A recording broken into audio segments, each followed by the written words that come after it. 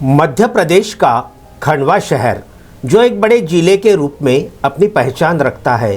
दादाजी धुनीवाले इनकी नगरी के रूप में तथा हिंदी सिने सृष्टि के विख्यात गायक स्वर्गीय किशोर कुमार किशोर दादा इनका शहर करके माना जाता है। मध्य प्रदेश का खंडवा शहर किशोर दा, जिनका वास्तविक नाम आभास कुमार गांगुली और बाद में जिन्हें हिंदी चित्रपट सृष्टि किशोर दा के नाम से जानने लगी। खंडवा से इंदौर जाते हुए कुछ ही किलोमीटर की दूरी पर किशोर दा इनका मुक्ति स्थल है। किशोर दा अपने बचपन का काफ़ी सारा समय इसी मुक्ति स्थल के बाजू में जो नहर बहती है इनके पत्थरों पर बैठे अपने गाने गाया करते थे और यहीं पर बैठकर वे अपने रचनाएं भी सुनाया करते थे। दादाजी धुनीवाले इनके यहाँ पर भी किशोर दा का आना जाना लगा रहता था।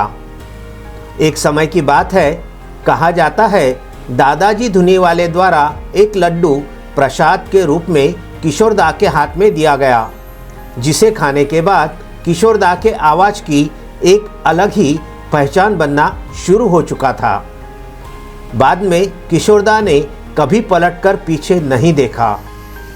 खंडवा से एक गायक ने जन्म लेकर मुंबई ही नहीं अपितु संपूर्ण विश्व में अपनी एक अलग पहचान बनाई।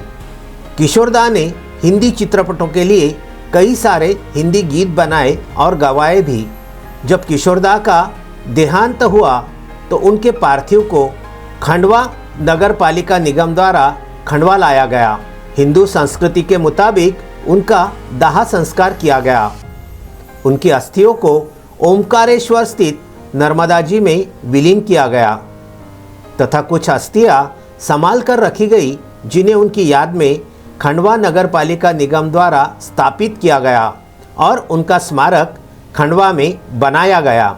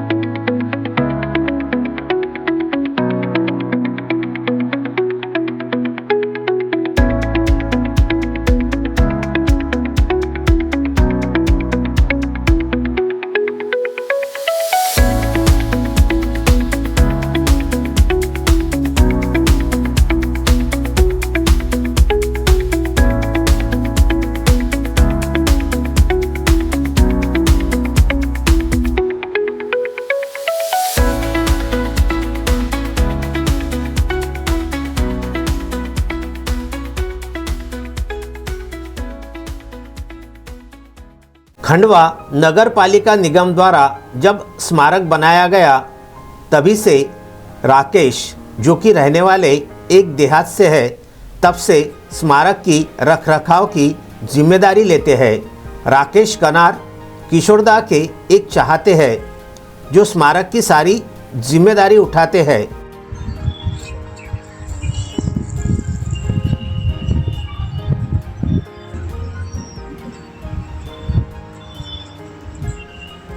हिंदी चित्रपट सृष्टि के बेताज बादशाह किशोर कुमार, किशोरदा जिनका नाम है, ऐसे किशोरदा ऐसा कहा जाता है कि वो उनकी समाधि खंडवा में स्थित है।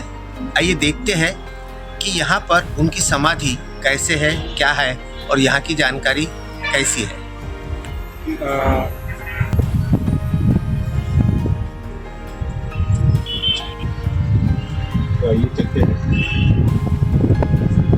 खंडवा की ये स्मशान भूमि जहाँ पर किशोरदा की समाधि बताई जाती है।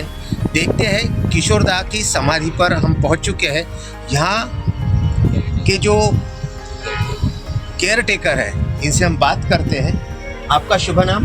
वैसे सर मेरा नाम तो राकेश कनारे है जी। यहाँ से 10 से 12 किलोमीटर ग्रामीण क्षेत्र देहात है। ऑल वर्ल्ड किशोरदा किशोर प्रेमी लगे हुए वो बेचारे आते हैं, तो उनका दिल जीतने के लिए मेरे को मेरे पेट के लिए मुझे आना पड़ता है सर, डेली मेरे को आना पड़ता है। सारे विश्व में ख्यात है कि खंडवा में किशोरदा की समाधि है, क्या बताएंगे इस बारे में? इस बारे में समाधि कन्फ्यूजन तो सर आप अपने दिमाग से बिल्कुल निकाल देना कि दादा का किशोरदा का समाधि से तो कोई लेना देना नहीं। अपने हिंदुत्व में जो होता है अग्निदाह, तो किशोरदा का भी बाकायदा 13 अक्टूबर 1987 को बॉम्बे से खंडवा डेड बॉडी लाकर, पीछे अभी मैंने बताया पॉम टाइप का नारियल टाइप में जो पेड़ है लहरा रहा है सर, वो स्पॉट है, वो जगह है। उस समय किशोरदा का अग्निदहन वहाँ पर हुआ था और उसी समय थोड़ी बहुत उनकी अस्थियाँ ओंकारेश्वर में विसर्जित की थी और एमपी गवर्नमेंट ने जो थोड़ी बहुत संभाल के जो रखवाई थी, तो 4 अगस्त 2008 को जब मध्य प्रदेश गवर्नमेंट ने इसका डेवलपमेंट करवाया था, तो यही स्टेच्यू के नीचे कलश में फूल अस्थि रख के ये ऊपर का ऊपर उनका स्मारक का रूप दिया। तो ये जो गुलई वाला भाग आप जो देख रहे हो, यहाँ से ऊपर का ये तो दादा का स्मारक हो गया।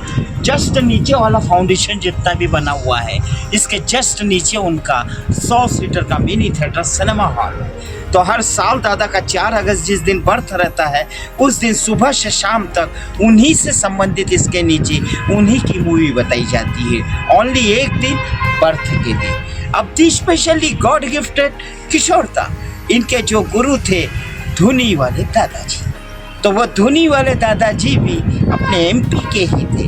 तो ये वही धुनी वाले दादाजी की ही देन है, क्योंकि उस समय धुनी वाले दादाजी के जाते जाते इनकी किस्मत में दादाजी का साक्षात आशीर्वाद, और दादाजी ने इन्हें जो चमत्कारी लड्डू का प्रसाद जो हथेली पे गरम गरम दिया था, उसी लड्डू के प्रसाद को ऊपर का ऊपर झपट कर खाने से इनका जब कंठ खुला, जब जाके ऑल वर्ल्ड में उन्होंने अपने सुरों से सुर दिया।